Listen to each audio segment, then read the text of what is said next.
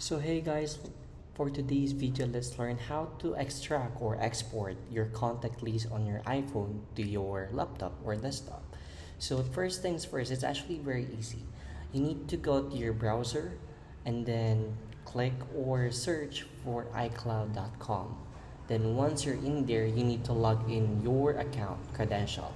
So once you're in this page, you need to choose or you need to locate the contacts, which is at the very bottom at the side corner. So you can see that one. I'm actually in the page where I can see the contact list of mine on my iPhone. So to export this contact list of mine, we need to click or we need to locate the gear icon at the very corner at the screen here and then select all. And then once it's selected all, we need to click again the gear icon and choose export vCard.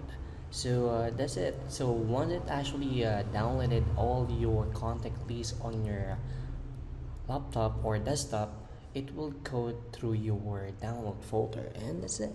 I hope you learned something new today and helped you a lot. So please don't forget to like, share, and subscribe. See you again next time.